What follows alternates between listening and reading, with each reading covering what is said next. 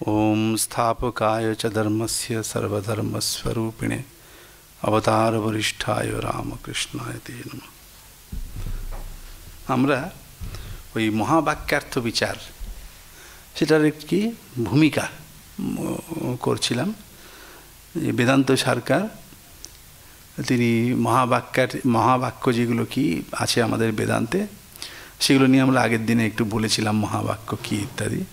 সেই মহাবাক্যের অর্থ কি সেগুলোর বিচার করবেন, তার ভূমিকা বেদান্ত সরকার করেছেন, আমরাও সেসব নিয়ে আলোচনা করছিলাম।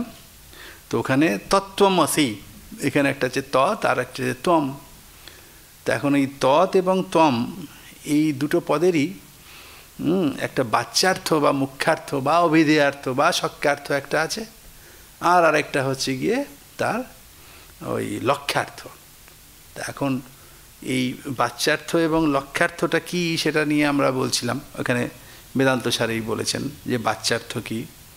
তাহলে তৎপদের বাচ্যার্থ কি না, তৎপদের বাচ্যার্থ একটা বাচ্যার্থ এবং একটা লক্ষ্যার্থ আছে। তৎপদের বাচ্যার্থ হচ্ছে সমষ্টি অজ্ঞান, তত্ত্বমসি। তৎপদের বাচ্যার্থ হচ্ছে সমষ্টি অজ্ঞান, আর সমষ্টি অজ্ঞানের দ্বারা উপহিত সর্বজ্ঞত্ব আদি বিশিষ্ট চৈতন্য মানে ঈশ্বর, এবং এই অজ্ঞানের দ্বারা অনুপহিত যে তুরীয় ব্রহ্ম, শুদ্ধ ব্রহ্ম, এই তিনটে একসঙ্গে মিলিয়ে তৎ বলতে বোঝানো হয়েছে। এটা বাচ্যার্থ তৎপদের। আর লক্ষ্যার্থ, লক্ষ্যার্থ কি না সেই উপাধির আধারভূত শুধু শুদ্ধ চৈতন্য। হ্যাঁ, মানে বাচ্যার্থের মধ্যে তিনটে আছে, অজ্ঞান, সমষ্টি অজ্ঞান, অজ্ঞানের দ্বারা উপহিত চৈতন্য মানে ঈশ্বর, এবং ওই যে তুরীয় ব্রহ্ম, এই তিনটে মিলে হচ্ছে বাচ্যার্থ। আর লক্ষ্যার্থ হচ্ছে গিয়ে শুধুই তুরীয় ব্রহ্ম, উপাধির যে আধার, উপাধির যে অধিষ্ঠান, অনুপহিত যে শুদ্ধ চৈতন্য, তিনি হচ্ছেন এই তৎপদের লক্ষ্য অর্থ। আবার এখানে তম পদ আছে, সেই তম পদের ওখানেরও বাচ্যার্থ আর বা মুখ্যার্থ বা সক্ষ্যার্থ একটা আছে, আর লক্ষ্যার্থ একটা আছে। সেখানে বাচ্যার্থ কি যে তমের ত্বম, তো সেখানে তম বলতে জীব।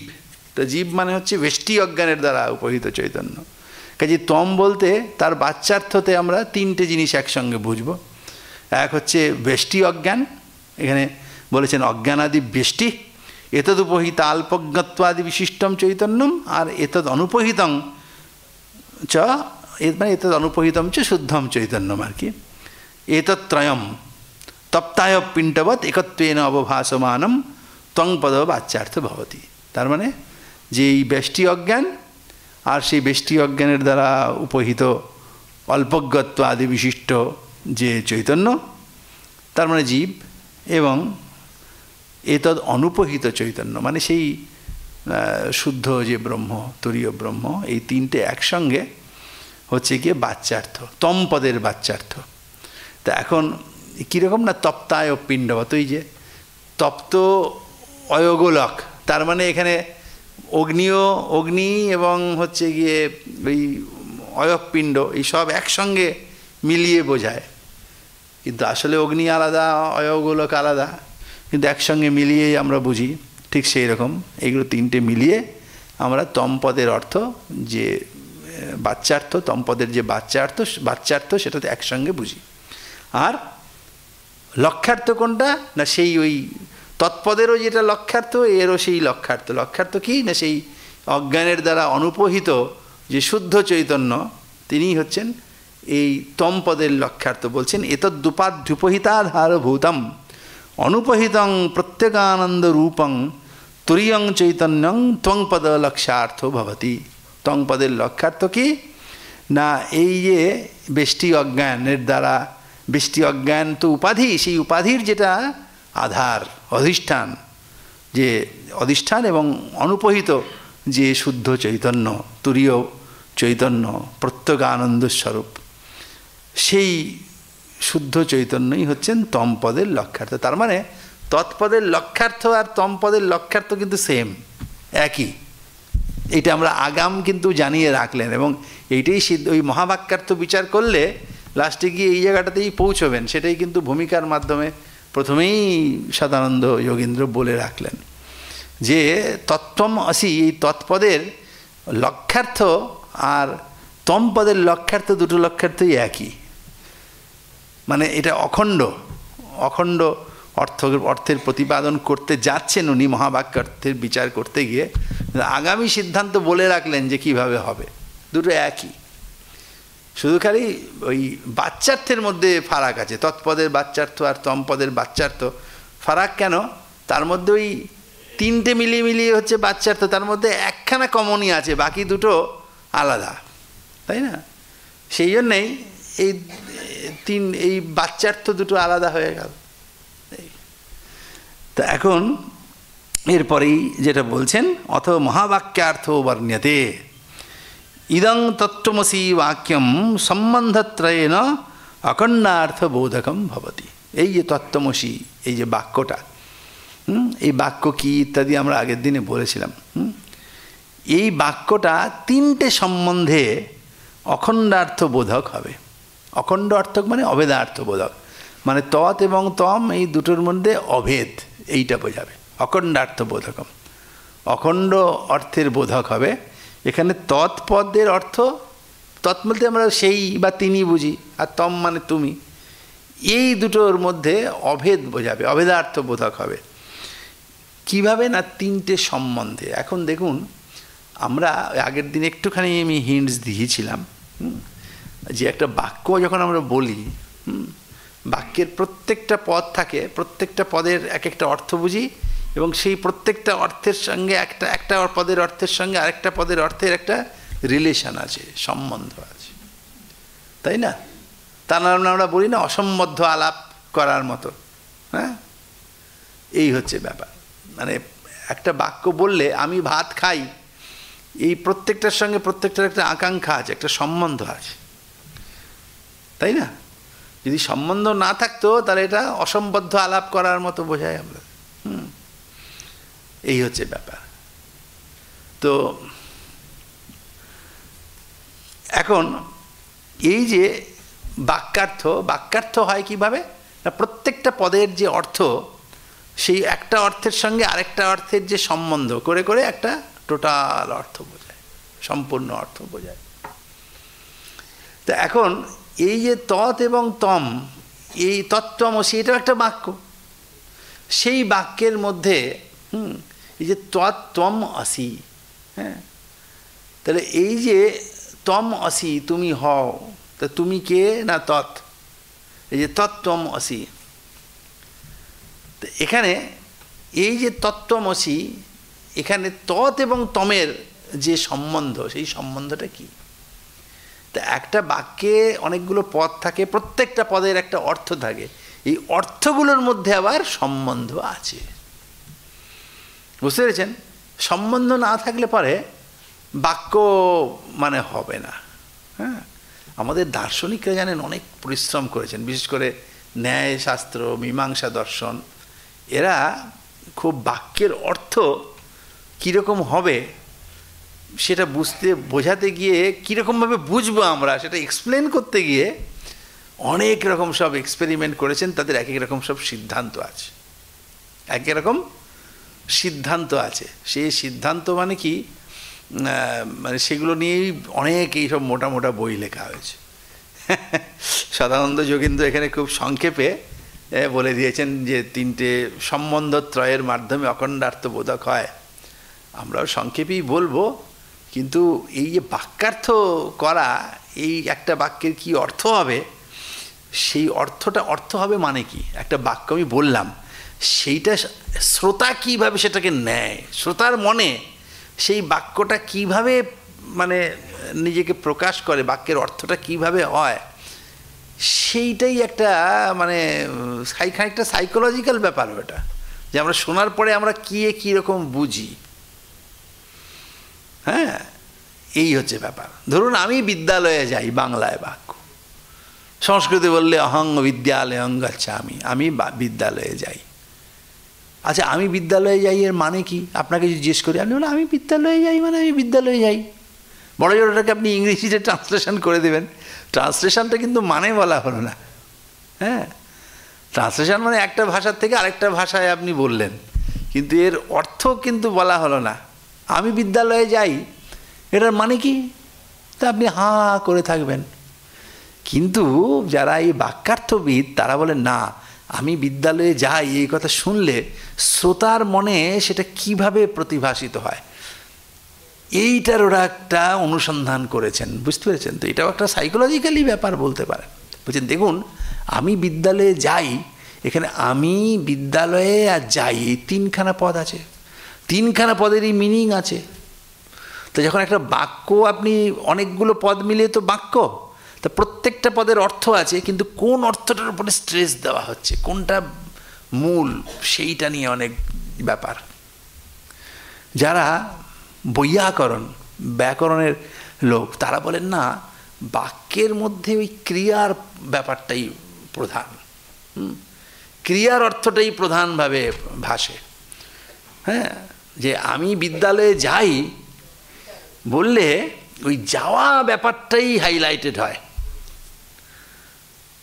তার মানে ওটা কীভাবে বাক্যে আসে, মানে বাক্যের অর্থ যে বোঝে, যার উদ্দেশ্যে আমি বলছি, সেটা কি বোঝে না, রাম বিদ্যালয়ে যায়, এটা শুনে সে কি বুঝবে না, সে বুঝবে, যায় বললো তো প্রেজেন্ট টেন্সে বললো, সে বুঝবে যে এখানে যাওয়া বলে একটা কোনো ক্রিয়া হচ্ছে, এইটাই সে বুঝবে মুখ্যত, যে যাওয়া ক্রিয়া হচ্ছে। এবং সেই যাওয়া ক্রিয়াটা কীরকম না, বর্তমানকালীন যাওয়া ক্রিয়া, কারণ যায় বলেছি মানে বর্তমানকালীন যাওয়া ক্রিয়া, গমন ক্রিয়া, এইটাই রাম বিদ্যালয়ে যায়, বর্তমানকালীন যাওয়া ক্রিয়া এটাই মুখ্য। বলে তাহলে রাম আর বিদ্যালয়ে, বলে ওগুলো না ওর বিশেষণ, ওগুলো গৌণ, আসলে যাওয়া ক্রিয়াটাই মুখ্য। বলে তাহলে রাম বিদ্যালয়ে যায় মানে কি, যায় মানে যাওয়া ক্রিয়া, বর্তমানকালীন গমন ক্রিয়া।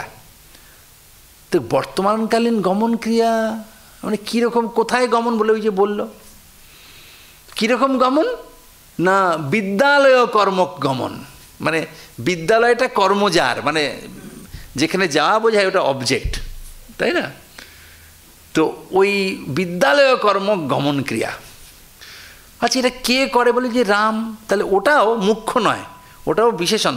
তার মানে রাম বিদ্যালয়ে যায় এই কথার মানে হচ্ছে, মানে এইটা বললে বৈয়াকরণ যারা গ্রামারিয়ান সংস্কৃত তারা বলেন যে শ্রোতা রাম বিদ্যালয়ে যায় এটা বললে বোঝে রাম কর্তৃক বর্তমানকালীন, রাম কর্তৃক বিদ্যালয় কর্মক বর্তমানকালীন গমন ক্রিয়া, এইটা নাকি বোঝে।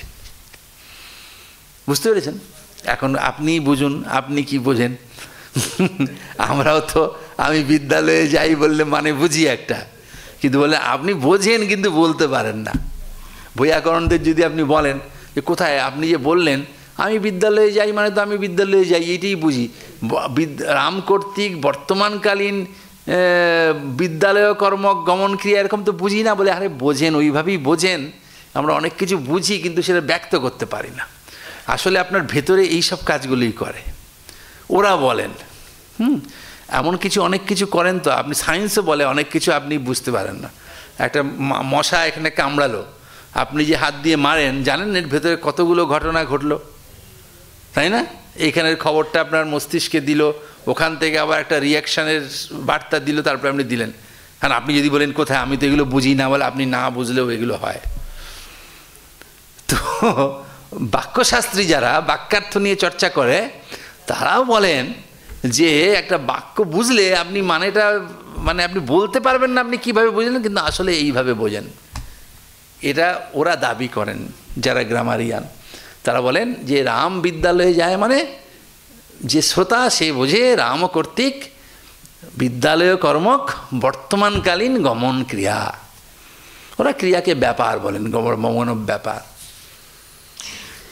যারা আবার নৈয়ায়িক তারা বলেন না, তার মানে এখানে ব্যাপারটা এই মানেটা কি করে দাঁড়ালো না, রাম বিদ্যালয়ে যায়, রামের মানে বিদ্যালয়ের মানে যায়, এর মানে প্রত্যেকটার মানে হলো নিয়ে তারপরে তিনটের অর্থকে একসঙ্গে একটার সঙ্গে একটা জুড়ে তারপরে একটা মিনিং হলো, একটা মিনিং হলে তার মধ্যে একটা মেইন থাকে বিশেষ্য, বিশেষ্যটাকে ওই লাস্ট যেটা বলছেন গমনব ব্যাপার, আর বাকিগুলো সব তার অ্যাডজেক্টিভ হয়ে গেল। কিন্তু বিশেষ্যটা কে হবে সেটা ওই বৈয়াকরণরা বলেন যে ওই ভার গম ক্রিয়াটা। যারা আবার নৈয়ায়িক তারা আবার বলেন না, তারা বলেন যে বাক্যে যে সাবজেক্ট, বুঝলেন, সেই সাবজেক্টটাই কিন্তু বাক্যের যখন অর্থ করবেন ওই সাবজেক্টটাই মুখ্য হবে, আর বাকিগুলো তার সব অ্যাডজেক্টিভ হয়ে যাবে। তাহলে রাম বিদ্যালয়ে যায় মানে কি, এটা শুনলেই যে শ্রোতা তার মানে ওই রামই হাইলাইটেড হবে। এবং সেই রাম কীরকম না, সেই রাম হচ্ছে বর্তমানকালীন গমনক্রিয়ার কর্তা। এবং গমনক্রিয়াটা কোথায় গমন না, বিদ্যালয় কর্মগমন। তার মানে ওরা বুঝবেন, ওরা বলেন যে রাম বিদ্যালয়ে যায়, এটা শুনলে যে শ্রোতা সে তার অর্থটা এইভাবে বোঝে যে বিদ্যালয় কর্মক বর্তমানকালীন গমনক্রিয়ার কর্তা রাম।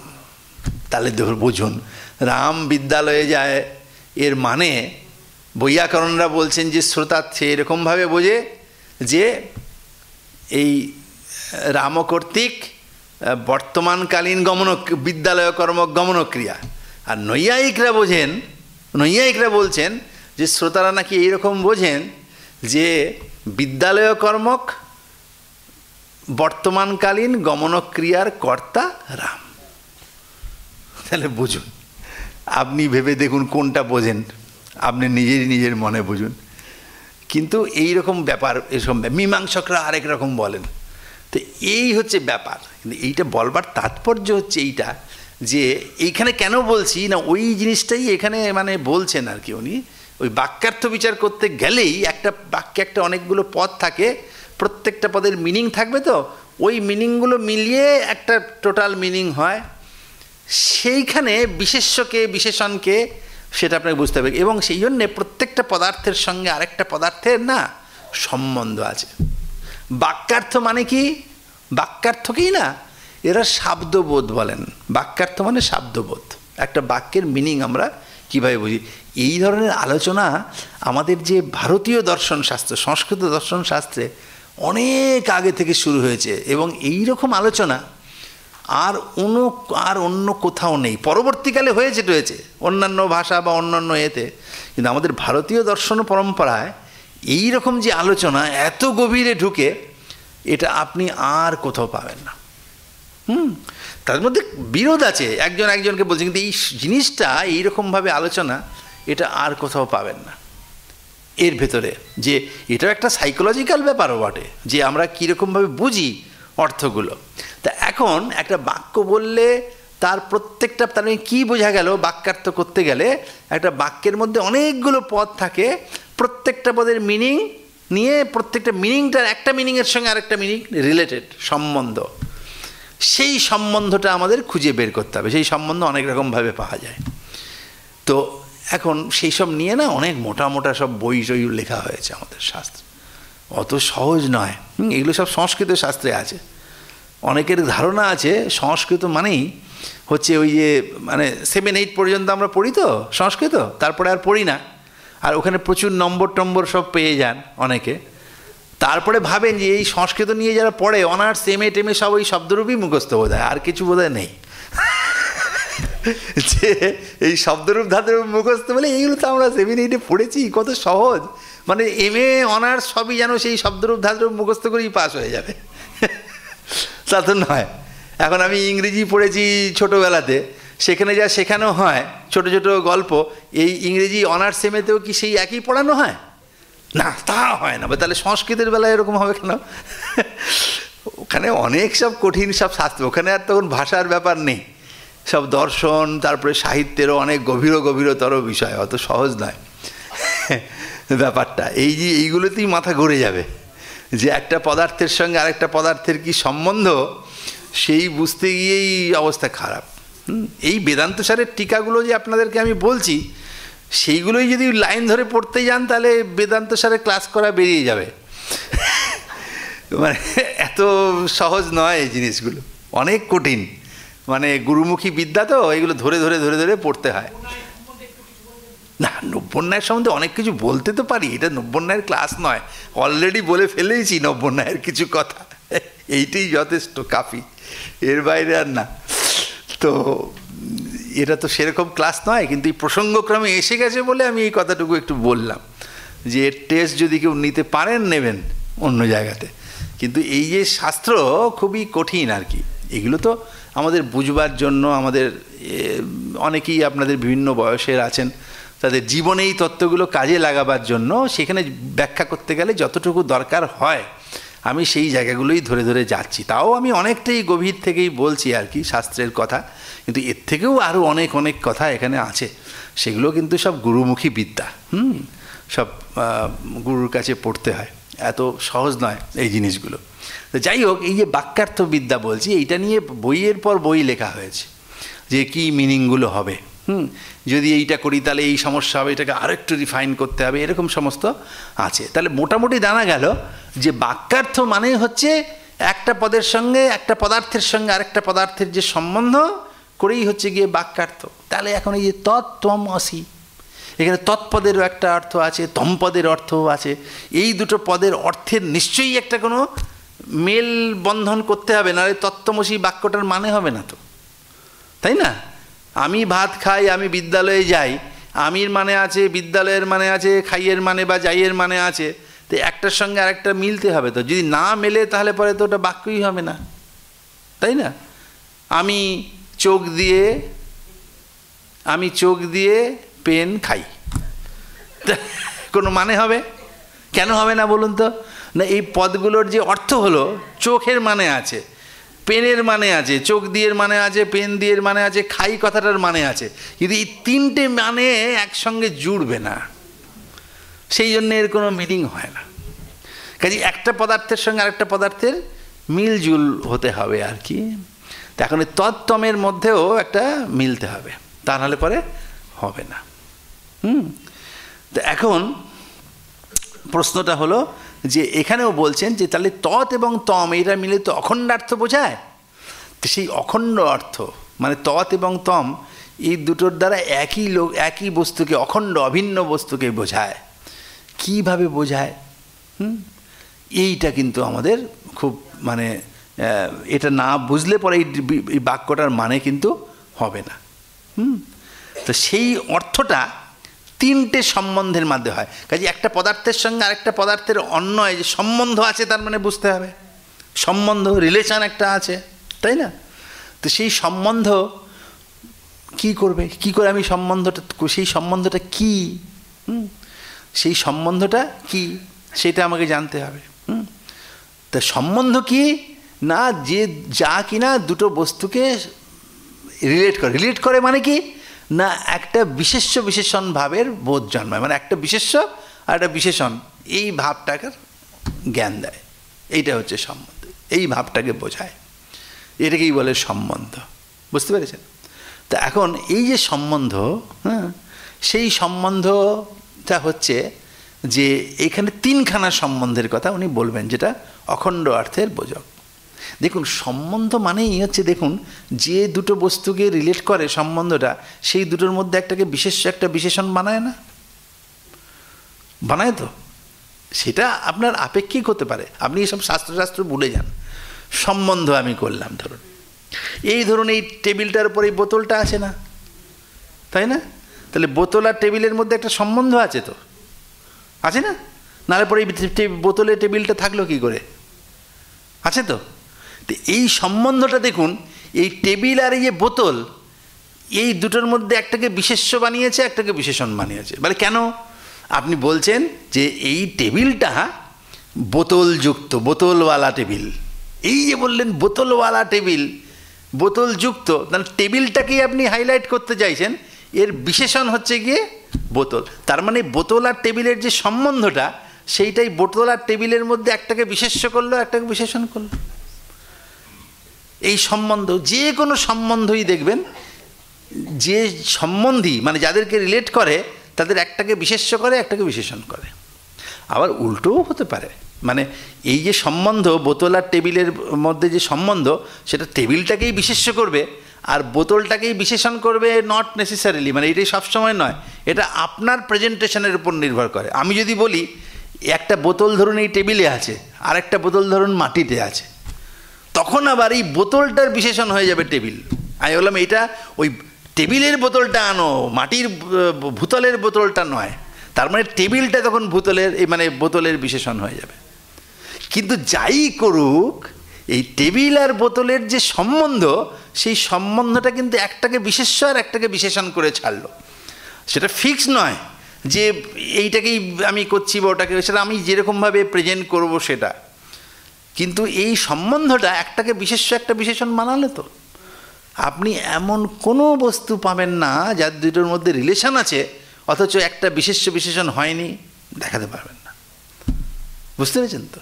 তাহলে সম্বন্ধ কাকে বলে না, সম্বন্ধ হচ্ছে এমন একটা জিনিস যা বিশেষ্য এবং বিশেষণ ভাবটার জন্ম দেয়। এইটা হচ্ছে এক কথায় সম্বন্ধ বলতে পারি আমরা। যে সম্বন্ধ কি না, যা সম্বন্ধের অধিকরণ বা সম্বন্ধিদ্বয়কে বা যে সম্বন্ধী যারা, তাদের মধ্যে বিশেষ্য বিশেষণ ভাবের জন্ম দেয়। এমন কিচ্ছু আপনি দেখাতে পারবেন না যে দুটো সম্বন্ধ হয়েছে অথচ একটা বিশেষ্য বিশেষণ হয়নি, হবে না।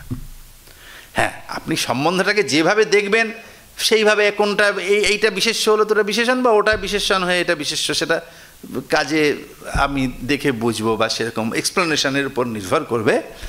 কিন্তু এই সম্বন্ধ এইটা করে।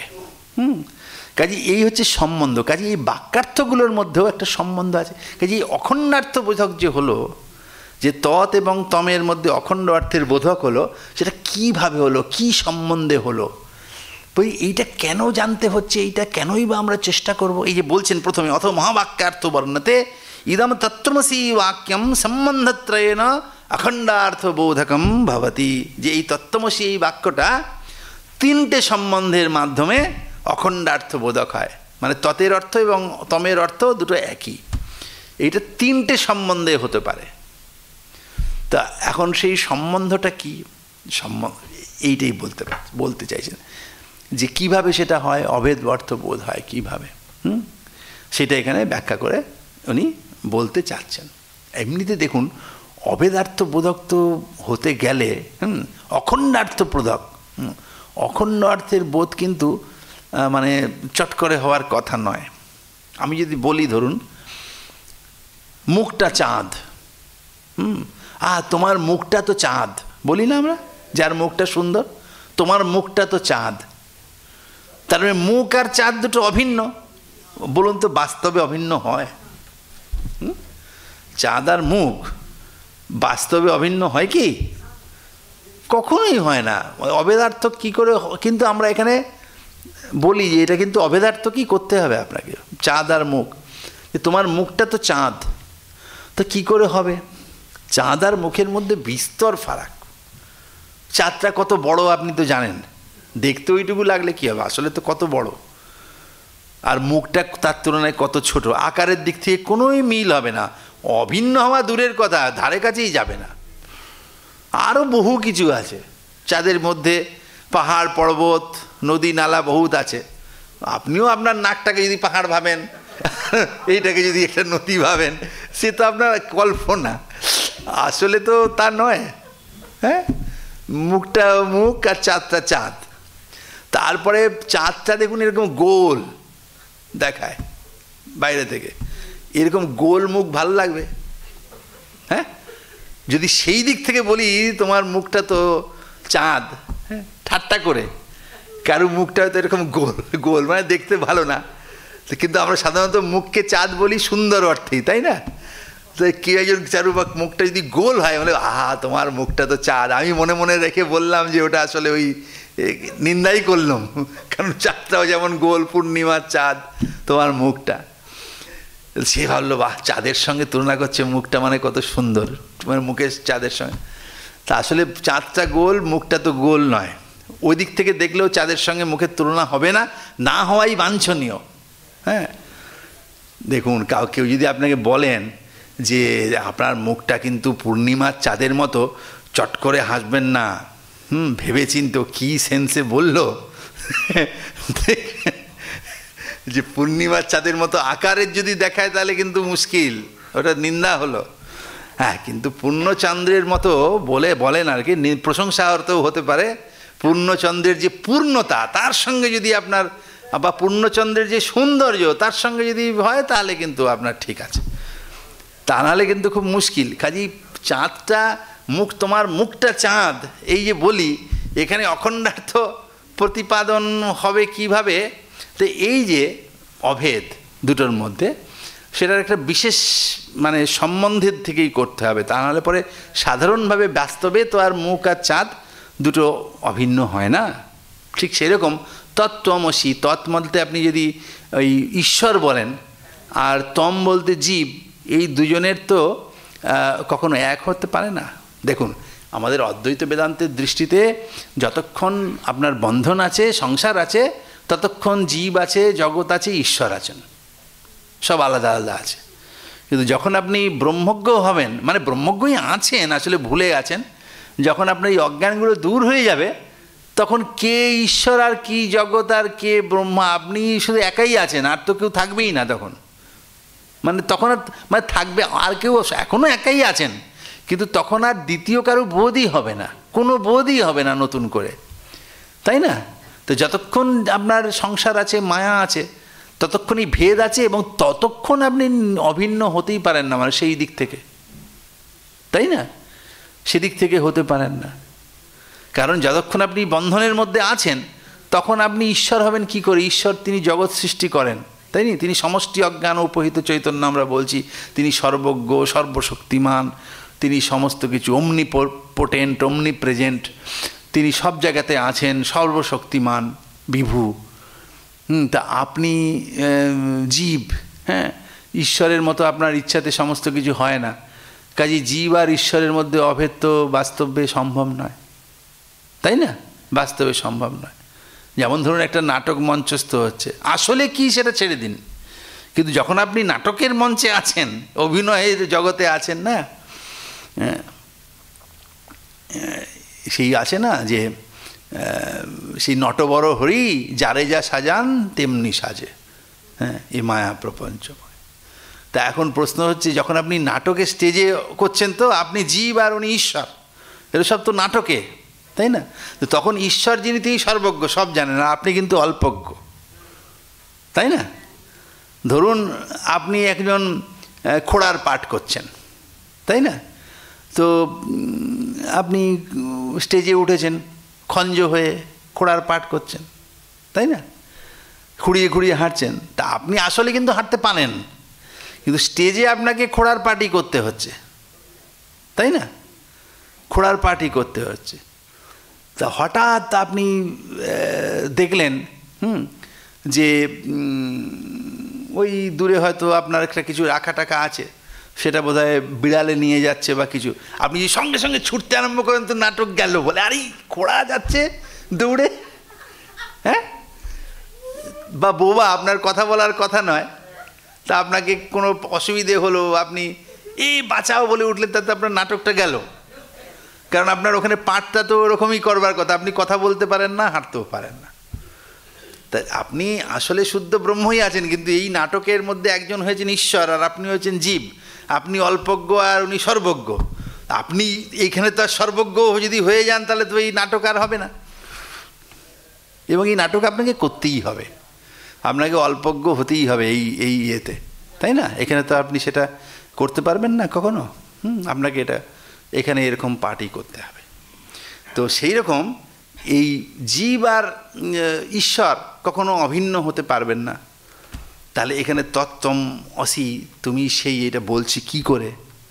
তার মানে অবশ্যই কোনো সম্বন্ধ আনতে হবে এখানে, এনে অখণ্ডার্থ প্রতিপাদন করতে হবে, এইটাই আর কি এখানে বলছেন, যে ইদং তত্ত্বমসি বাক্যম সম্বন্ধত্রয়েন অখণ্ডার্থ বোধকম ভবতি। তিনটে সম্বন্ধের মাধ্যমে এটা অখণ্ডার্থের বোধ হয়।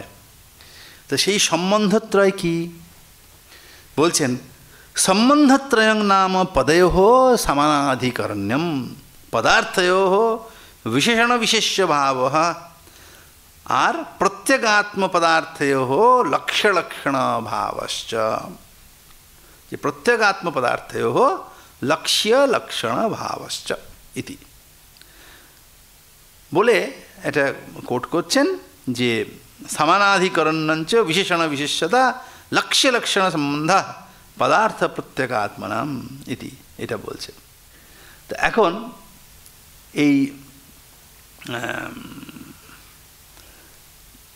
এই যে তিনটে সম্বন্ধ সেটা কি বললেন? প্রথম বললেন সমানাধিকরণ সম্বন্ধ, আর কি দুটো, মানে এই যে দুটো পদয়ঃ সমানাধিকরণ সম্বন্ধ, এই যে দুটো পদ তৎ আর তম, এই দুটোর সমানাধিকরণ সম্বন্ধ এটা বলা হচ্ছে। কি সমানাধিকরণ কি? আর কি পদার্থয়ঃ বিশেষণ বিশেষ্য ভাব, এই যে প্রত্যেক তৎপদের যে অর্থ, তম পদের যে অর্থ, সেই দুটো অর্থেরই পদার্থেরই বিশেষণ বিশেষ্য ভাব, আর প্রত্যেক আত্মপদার্থয়ঃ লক্ষ্য লক্ষণ ভাবশ্চ, এবং পদার্থ এবং প্রত্যেক আত্মা এদের লক্ষ্য লক্ষণ ভাব। তাহলে যে কি দাঁড়ালো? সমানাধিকরণ্য। তা এখন হচ্ছে প্রথমটা বলেছেন পদের দিক থেকে, যে দুটো পদের সমানাধিকরণ্য, তারপরে দুটো পদার্থের, আগে দুটো পদঘটিত দেখিয়েছেন না, তারপরে পদার্থ ঘটিত দেখাচ্ছেন সম্বন্ধ। প্রথমটা হচ্ছে পদঘটিত সম্বন্ধ, এই যে দুটো পদ তৎ তম, আর তারপরে তৎ এবং তম এই পদের যে অর্থ, সেই অর্থগুলোর সম্বন্ধের কথা বলেছেন। আর প্রথমটা হচ্ছে দুটো পদের মধ্যে সম্বন্ধ, তৎ এবং তম এই দুটো পদের সম্বন্ধ। কি বলেছেন? প্রথমেই বললেন সমানাধিকরণ্য, সমানাধিকরণ্য সম্বন্ধ। আচ্ছা, এইটা বলতে গিয়ে ওই জন্যে ওই সুবোধিনীকার টিকাতে বলেছেন যে ননু জীবেশ্বরয়োঃ কিঞ্চিজ্গত্ব সর্বজ্ঞত্বাদি বিশিষ্টয়োঃ অত্যন্ত বিলক্ষণয়োঃ তত্ত্বমস্যাদি মহাবাক্যানি পরস্পর বিরুদ্ধার্থ প্রতিপাদকানি কথম অখণ্ডৈকরসং ব্রহ্ম প্রতিপাদয়ন্তি। তা এখন ওই যে শঙ্কাটা তুলেছেন, যে কথাটা আমরা বললাম, যে জীব এবং ঈশ্বর এরা কি কি না কিঞ্চিজ্ঞ আর সর্বজ্ঞ। একজন হচ্ছে কিঞ্চিৎজ্ঞ, মানে যে কম জানে, মানে জীব, আর ঈশ্বর হচ্ছেন সর্বজ্ঞ, সব জানেন। তো এই যে কিঞ্চিৎগত্ব এবং সর্বজ্ঞত্ব বিশিষ্ট, একজন কিঞ্চিৎগত্ব বিশিষ্ট, একজন কিঞ্চিৎগত্ব বিশিষ্ট, একজন সর্বজ্ঞত্ব বিশিষ্ট, মানে একজন কিঞ্চিৎজ্ঞ মানে কম জানেন, কিছু কিছু জানেন, আর একজন সর্বজ্ঞ। এই দুজন হচ্ছে অত্যন্ত বিলক্ষণ, পরস্পর ভিন্ন।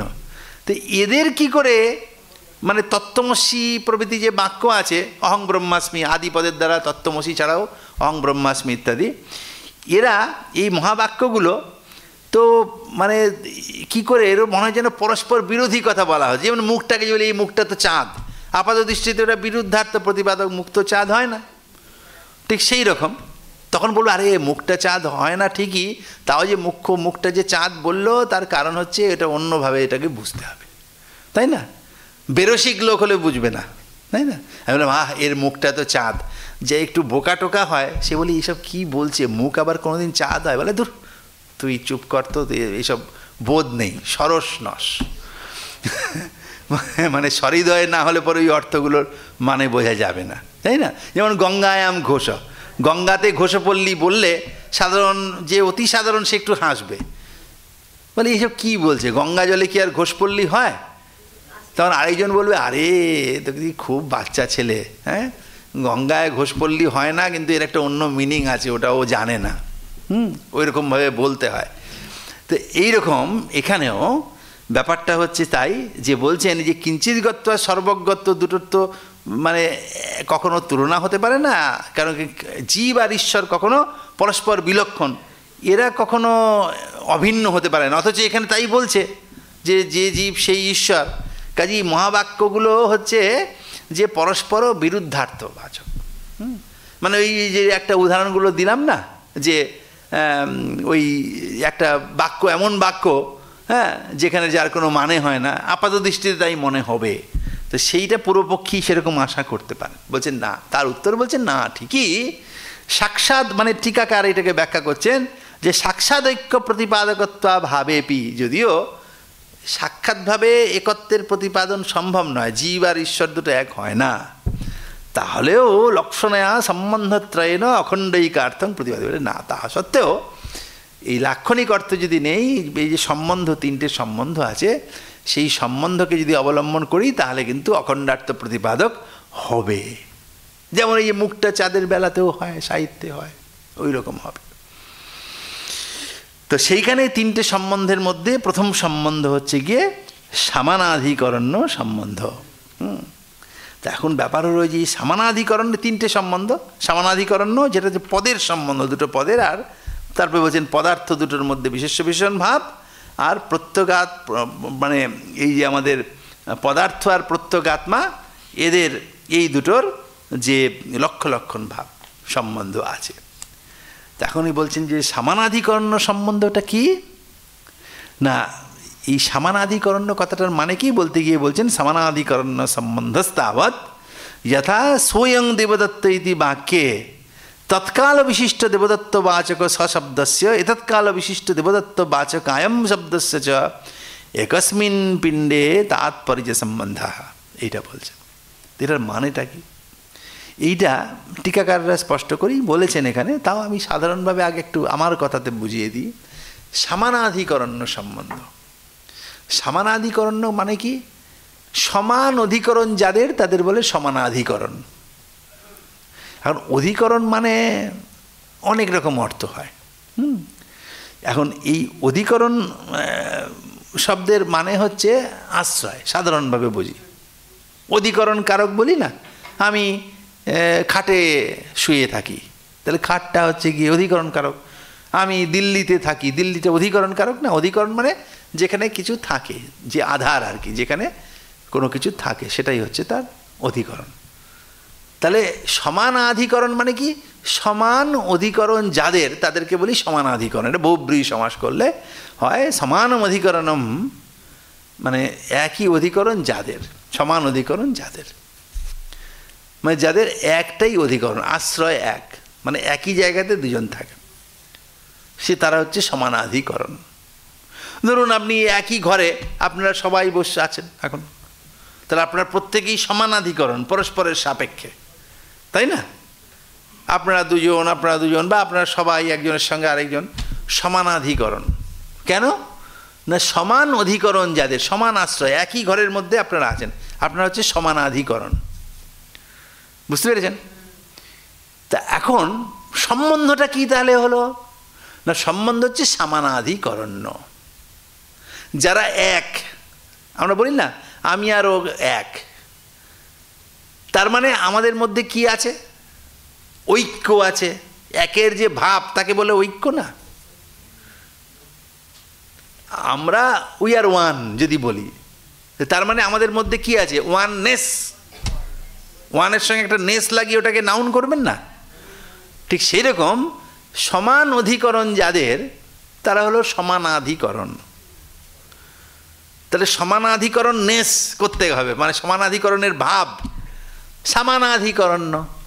এক থেকে যেমন ঐক্য হয়, সমানাধিকরণটা হয়ে যাবে সমানাধিকরণ্য। হলো ব্যাকরণের নিয়ম, সব বৃদ্ধি টিদ্ধি করে এসব, ওটা আর আমি বলছি না, আপনি সাধারণভাবেই বুঝতে পারছেন। সমানাধিকরণের ভাব হচ্ছে সমানাধিকরণ্য। তার মানে আপনাদের সবার মধ্যে একটা সমানাধিকরণ্য আছে, সমানাধিকরণ্য সম্বন্ধ আছে আপনাদের মধ্যে, কারণ একটা ঘরের মধ্যে রয়েছে। সেটা নানাভাবে আপনি দেখতে পারেন, বিভিন্ন অ্যাঙ্গেল থেকে আপনি দেখতে পারেন, তাই না? এই হচ্ছে ব্যাপার। আসলে এই সম্বন্ধগুলো অনেক সময় না আপেক্ষিক হয়। দেখুন, ওই জন্যে সব সম্বন্ধই খুব আপেক্ষিক, তাই না? আপনার সঙ্গে ওই দূরে একজন বসে আছেন, আপনাদের দুজনের মধ্যে সমানাধিকরণ্য আছে।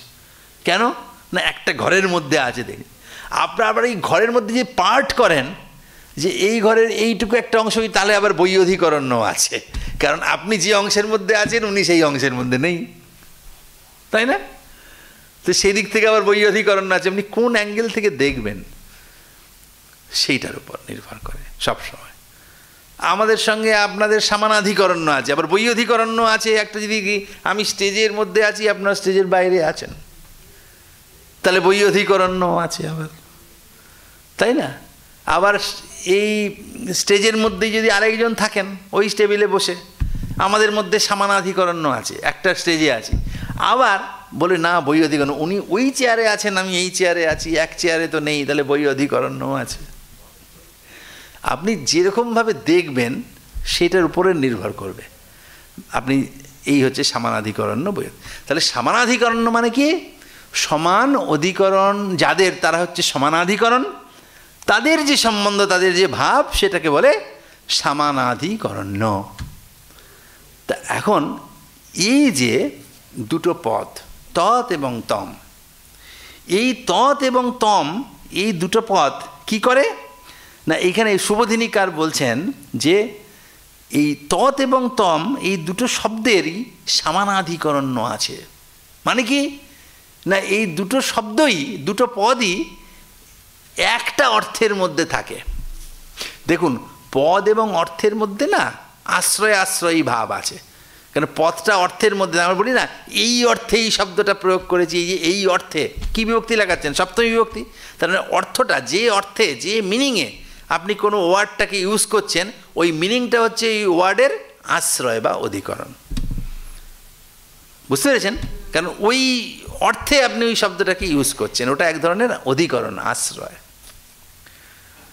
তাহলে অর্থটা হচ্ছে পদের আশ্রয়, তার মানে পদার্থ যেটা, সেটা হচ্ছে পদের আশ্রয়। তা এখন যদি দুটো শব্দের একই অর্থে প্রয়োগ হয়, একই অর্থে যদি তার মানে প্রবৃত্তি হয়, তাহলে পরে বুঝতে হবে সেই দুটো শব্দের সমানাধিকরণ্য আছে। বললাম না, দুটো লোক যদি একই জায়গায় থাকে তাহলে দুটো লোকের মধ্যে সমানাধিকরণ্য আছে। কাজে দুটো শব্দ যদি একই অর্থে প্রযুক্ত হয় তাহলে দুটো শব্দেরও সমানাধিকরণ্য আছে, এক অর্থে যদি প্রয়োগ করি, তাই না? সমানাধিকরণ্য আছে। তা এখন এইটাই এখানে বলেছেন যে ভিন্ন প্রবৃত্তি ব্যাখ্যা করে বলছেন আর কি। মানে আমি তো একটা জিনিসটা আপনাকে বুঝিয়ে দিলাম, এইবারে শুভদিনীকার বলেছেন ভিন্ন প্রবৃত্তি নিমিত্তয়োঃ শব্দয়োঃ একস্মিন অর্থে প্রবৃত্তি সমানাধিকরণ্যম। ওই মানে দুটো শব্দের, দুটো শব্দ মানে কি না ভিন্ন প্রবৃত্তি নিমিত্তয়োঃ, মানে যে দুটো শব্দের, দেখুন এমনিতে কিন্তু অনেক শব্দেরই সমানাধিকরণ্য আছে, এক অর্থে প্রবৃত্তি, সেই সমানাধিকরণের কথা আমি বলছি না। যেমন পুষ্প, পুষ্প মানে কি? ফুল। কুসুম মানে কি? ফুল।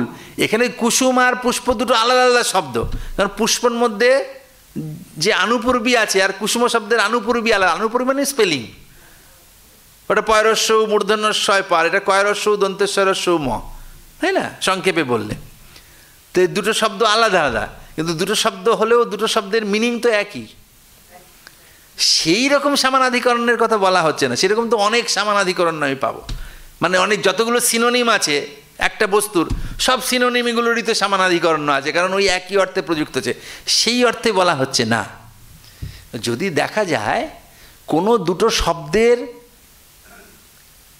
স্বাভাবিক অর্থ, যেটা ফার্স্ট মিনিং আগের দিন আলোচনা করছিলাম, বাচ্চার্থটা আলাদা আলাদা, এই শব্দটা এই অর্থে প্রযুক্ত হয়, ওই শব্দটা ওই অর্থে প্রযুক্ত হয়, দুটো ভিন্ন ভিন্ন অর্থবিশিষ্ট শব্দ যদি কোনো এক সময়ে একটা অর্থেই প্রযুক্ত হয়, তখন তাদের সমানাধিকরণ্য আছে বলতে হবে। মানে সমানাধিকরণটাকে আরেকটু এক্সপ্লেন করে বলা হলো। এমনি সমানাধিকরণ্য মানে কি, একই অধিকরণে থাকে যারা, তারা সমানাধিকরণ, তাদের ভাব সমানাধিকরণ্য। তো সেই সমানাধিকরণ্য তো যত সিনোনিম আছে তার মধ্যেও আছে, তাই না? সেই সমানাধিকরণের কথা বলা হচ্ছে না, কারণ একই অর্থে প্রযুক্ত হয় যে শব্দ, ওই যে পুষ্প আর কুসুম, তাদের তো একই অর্থে প্রযুক্ত হয়, সেই সমানাধিকরণের কথা বলা হচ্ছে না। যে দুটো শব্দর যেটা ফার্স্ট মিনিং বাচ্য অর্থ আলাদা, এমন দুটো শব্দ যদি কখনো একটা অর্থে প্রযুক্ত হয়, তখন বুঝতে হবে সমানাধিকরণ, তাই না? যেমন মুখ আর চন্দ্র বললাম, এই মুখটা তো চাঁদ, মুখের মানে আলাদা, কখনো চন্দ্র অর্থে, মুখের যেটা ফার্স্ট মিনিং স্বাভাবিক অর্থ, যেটা বাচ্চার্থ, সেটা তো একটা, চন্দ্রের আরেকটা অর্থ। চন্দ্র আর মুখ তো কখনো, তার ফার্স্ট মিনিং তো কখনো এক নয়, তাই না? মুখটা মুখ, চন্দ্রটা চন্দ্র, তাই না? কিন্তু এই দুটো যখন একটা অর্থে প্রযুক্ত হচ্ছে, তখন তাদের সমানাধিকরণ্য হলো, তখন হলো। মানে এই সমানাধিকরণটা স্বাভাবিক নয়, এটা বক্তার ইচ্ছা অনুযায়ী কোনো কোনো জায়গাতে থাকে। যেমন এই মুখটাকে চাঁদ বললাম, তাই না? কিন্তু এমনি পুষ্প, কুসুম, এটা সবসময়ই একই অর্থ। কি পুষ্প বলতেও যাকে বোঝাই, ফ্লাওয়ারকে বোঝাই, কুসুম বলতে তাকে বোঝাই, ওটা স্বাভাবিক। কিন্তু এই সমানাধিকরণটা অস্বাভাবিক সমানাধিকরণের কথা বলা হচ্ছে, যে দুটো একই, দুটো আলাদা আলাদা শব্দ, শুধু শব্দ আলাদা হতেই পারে, পুষ্প আলাদা শব্দ, কুসুম আলাদা শব্দ, কিন্তু দুটোরই মিনিং সবসময় এক। ফার্স্ট মিনিং যেটা বাচ্চার্থ একই, কিন্তু যেখানে বাচ্চার্থ এক নয়, এমন দুটো শব্দর যদি একই অর্থে প্রয়োগ করি তখন বুঝতে হবে মানে সেটার মধ্যে সমানাধিকরণ্য আছে। বুঝতে পেরেছেন ব্যাপারটা? যেমন ওই যে বললাম মুখটা চাঁদ, মুখ আর চাঁদ দুটোর শব্দের প্রথম অর্থ আলাদা, যেটার কি ফার্স্ট মিনিং, যেটা শক্কার্থ, দুটো আলাদা কিন্তু একই। তো এই যে শক্কার্থ কোন শব্দের অর্থে আমি প্রয়োগ করছি, এই অর্থটা কিভাবে ঠিক হয় না, আমরা যে অর্থে শব্দটাকে প্রয়োগ করি, এই প্রয়োগটার যেটা দেখে প্রয়োগ করি আমরা, সোজা কথা, বুঝতে পেরেছেন? সেইটাকে বলে মানে একটা কোনো কিছু দেখে একটা নির্দিষ্ট অর্থে আমরা সেই শব্দটাকে প্রয়োগ করি। তো কোনো একটা শব্দের দেখবেন ওই জন্যে কোনো কোনো শব্দের ব্যুৎপত্তিগত একটা অর্থ আছে, কিন্তু সেই অর্থে আমরা সেই শব্দকে কিন্তু প্রয়োগ করি না, একটা বিশেষ অর্থেই কিন্তু সেই শব্দটাকে প্রয়োগ করি। ওইটাই কিন্তু তার ওই ডিকশনারিতে যে মিনিং দেওয়া থাকে, বাচ্চার্থ প্রথম অর্থ ওইটা, মানে সেই শব্দটার প্রবৃত্তি, মানে কোন অর্থে শব্দটাকে প্রয়োগ করি তার একটা বিশেষ মানে লক্ষণ আছে, মানে নিমিত্ত আছে যে এই অর্থে আমরা প্রয়োগ করি। বুঝতে পেরেছেন? যেমন ধরুন, সেটা সবসময় কিন্তু ডেরিভেটিভ মিনিংয়ের সঙ্গে মিলবে এমন নয়, অনেক সময়ই না, ডেরিভেটিভ মিনিংয়ের সঙ্গে সেটা মেলে না। সেটা একটা কীভাবে সেটা ঠিক হয়, অনেক সময় মেলে, আবার অনেক সময়ই মেলে না। আসলে মিলুক না মিলুক ওই শব্দটা আমরা মানে যিনি এই ভাষা তৈরি করেছেন বা না পাওয়া গেলে বোঝা যেতে হবে অনাদিকাল থেকে যেটা চলছে সেইটা। যেমন গো একটা শব্দ আছে, গো মানে জিও গো নয়, গরুর যে গো শব্দ, গরুর মধ্যে যে গোত্ত গো, তো গো শব্দের মানে তো গরু, তাই না? তো গো শব্দের অর্থ কি আপনাকে যদি জিজ্ঞেস করি, না এই আমরা অর্থ না আমরা সবসময় ভালো করে বলতে পারি না। গো মানে কি আমরা বলি দিই কাউ, কাউটা একটা আরেকটা ট্রান্সলেশন হলে আমি যদি কাউ কি না কাউ হচ্ছে গিয়ে গরু, গরু কি না গরু হচ্ছে, মানে শিব মানে কি শম্ভু, শম্ভু মানে কি শিব, এইটা কিন্তু ঠিক মিনিং হলো না। শিব মানে আপনাকে ব্যাখ্যা করে বলতে হবে যিনি দুর্গার স্বামী, অন্তত স্থূলভাবে হলেও আপনি এইভাবে বলতে হবে। শিব মানে আপনি শিবের একটা সিনোনিম বলে দিলে এটা কোনো কাজের কথা হলো না, কিন্তু আমরা অনেক সময় সেটা বলি। শিব মানে মানে শিব কাকে বোঝায়, তখন আপনি শিবের একটা সিনোনিম বলে দিলে কিন্তু আপনার হবে না, অর্থটা বলতে হবে। গো শব্দের মানে কি, গো শব্দের দ্বারা কাকে বোঝানো হয়? দেখবেন গো শব্দ হচ্ছে একটা পশু বিশেষকে বোঝায়, যার লক্ষণ হচ্ছে ওই গলায় গলকম্বল আছে, মানে এই যে একটা নরম চামড়ার একটা ঝুলে থাকে, ওটাকে বলে শাসনা সংস্কৃতে। তো শাসনাবত্তম গোত্তম বলেছেন যে এই শাসনা যার আছে সেই হচ্ছে গরু। তার মানে গো শব্দের মানে হচ্ছে যার শাসনা আছে। তার মানে গো শব্দটা আমরা কোথাও অ্যাপ্লাই করি, কি দেখে অ্যাপ্লাই করি? ওই শাসনা দেখে। মানে শাসনাটা হচ্ছে ওই গো শব্দের যে প্রবৃত্তি তার নিমিত্ত। নিমিত্ত শব্দের মানে কি? কারণ। আর প্রবৃত্তি মানে তো জানেন প্রবর্তনা। তাহলে গো শব্দের যে প্রয়োগ আমরা করি, প্রবৃত্তি যে গো শব্দের হয় তার নিমিত্ত কারণ হচ্ছে কি, কোনটা দেখে প্রয়োগ করি? ওই শাসনাটা দেখে। কাজেই শাসনাটা হচ্ছে গিয়ে গো শব্দের প্রবৃত্তি নিমিত্ত। এরকম সমস্ত শব্দের আছে প্রবৃত্তি নিমিত্ত। সেটা অনেক সময় আপনি জানেন, অনেক সময় গো কাকে বলা হয় দেখবেন এটা অনেকেই বলতে পারবে না।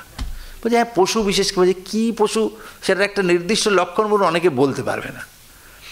ওইটা ধরিয়ে দিলে বলবে হ্যাঁ তাই তাই তাই এইটা। তো এরকম প্রত্যেকটা শব্দের একটা প্রবৃত্তি নিমিত্ত আছে। সেটা কিন্তু ওই জন্য বলে প্রবৃত্তি নিমিত্ত। যে কোনো শব্দ যার একটা ডিকশনারিতে মিনিং আছে, যেটা বাচ্চার্থ, সেই শব্দগুলোর একটা প্রবৃত্তি নিমিত্ত আছে, তাই না? সেটা কিন্তু বুঝতে হবে। সেটা সবসময় কিন্তু ব্যুৎপত্তি দিয়ে হয় না। ব্যুৎপত্তিগত একটা অর্থ হতে পারে আরেক রকম, আর প্রবৃত্তি নিমিত্ত আলাদা হতে পারে। গো শব্দের যদি ব্যুৎপত্তি করেন আপনি, তাহলে গো শব্দের মানে হবে যে যায়। কিন্তু যে যায় তাকে সেই অর্থে আমরা গো শব্দের প্রয়োগ করি না। মানে সংস্কৃতে যে গো শব্দ, তার অর্থ যে যায় তাকেই আমরা গরু বলি না। তাহলে আমি আপনি সবাই গরু হয়ে যাব, বুঝতে পেরেছেন তো? আমরা তো যে যায় সেই গরু হয়ে যাবে, তা তো নয়। গো শব্দের দ্বারা ওই শাসনা, তার সঙ্গে কিন্তু ওই ব্যুৎপত্তি, এই গম ধাতুর সঙ্গে সংস্কৃতে ড প্রত্যয় করলে গো শব্দ হয়, কিন্তু তার মিনিং যে অর্থে তার সঙ্গে এই মানে ব্যুৎপত্তির কোনো ধারে কাছে সম্বন্ধ নেই, বুঝতে পেরেছেন তো? শব্দটাকে যে ডিরাইভ করছি গম ধাতুর সঙ্গে ড প্রত্যয় করে করছি, কিন্তু যে অর্থে প্রয়োগ করি আমরা গো শব্দ, ওর সঙ্গে ওর কোনো সম্বন্ধ নেই। মানে ওটা একটা ব্যুৎপত্তি। এটা কেন এটা হচ্ছে, এটা আপনি কোশ্চেন করতে পারেন না, এটা কোশ্চেনেবল না, এটা অনাদিকাল থেকে লোকে এটাই প্রয়োগ করে আসছে। আপনি বরং যে যায় সেই অর্থে গো শব্দের প্রয়োগ করলে সেটা ভুল হবে। বলে ব্যুৎপত্তি যাই থাক, শব্দটা আমরা কোন অর্থে প্রয়োগ করে আসছি সেই ভাষাতে, সেইটাই আপনাকে নিতে হবে। কাজে প্রবৃত্তি নিমিত্ত বলে, ওর ব্যুৎপত্তি নিমিত্ত হচ্ছে এই গমন ক্রিয়া, মানে ব্যুৎপত্তি ডেরিভেটিভ মিনিং, ওটা কিন্তু এখানে কাজ দেয় না। এই টার্মগুলো মনে রাখবেন, ব্যুৎপত্তি নিমিত্ত, প্রবৃত্তি নিমিত্ত, এইগুলো আপনাদের কাজে লাগবে শব্দগুলো। এটা যে কোনো ভাষার মধ্যেই আছে সংস্কৃতি, কিন্তু আমরা হয়তো সেটা কাল্টিভেট করি না, ওইভাবে দেখি না, কিন্তু দেখলে আপনি বুঝবেন, তাই না? যে গো শব্দের প্রবৃত্তি নিমিত্ত কিন্তু ওই শাসনাবত্ত বা শাসনা, কিন্তু ব্যুৎপত্তি নিমিত্ত কিন্তু অন্য গমন ক্রিয়া, সেই অর্থে কিন্তু এটার প্রয়োগ হয় না। কিন্তু অনেক সময় ব্যুৎপত্তি নিমিত্ত প্রবৃত্তি নিমিত্ত এক হয়েও যায়। যেমন পাচক, পাচক মানে কি? কুক আর কি, যে রান্না করে।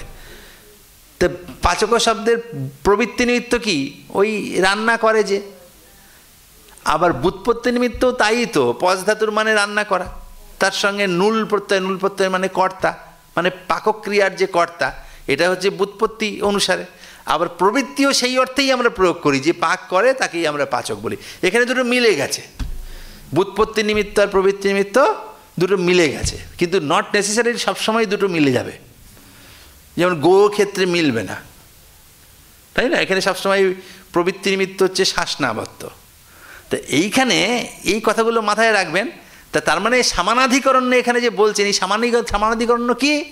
যেখানে দুটো শব্দের প্রবৃত্তি নিমিত্ত আলাদা, মানে সোজা কথা, প্রবৃত্তি নিমিত্ত আলাদা মানে দুটো শব্দের ফার্স্ট মিনিং যেটা বাচ্চার্থ দুটো আলাদা, অথচ আমি জোর করে কোনো একটা বাক্যে একই অর্থ বোঝাতে গিয়ে যদি দুটো শব্দের প্রয়োগ করি, তাহলে সমানাধিকরণ্য হলো।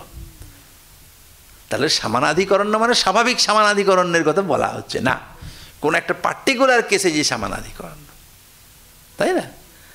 ধরুন সমানাধিকরণ্য বলা মানে কি বোঝায়? এদের মধ্যে সমানাধিকরণ্য আছে, এটা কখন বলতে হয় বলুন তো? যখন সমানাধিকরণ্যটা স্বাভাবিক নয় তখনই আমরা বলি। যে বৈয়ধিকরণ্য থাকবার সম্ভাবনা আছে তখন আমরা বলি সমানাধিকরণ্য। হ্যাঁ, যেমন আমি দুজনে আমরা দেখা হলো, বলে এরা কে? বলে আমার বন্ধু। আমরা কিন্তু দুজন যাদবপুরেই থাকি, এটা বলতে হয়। তার মানে কি?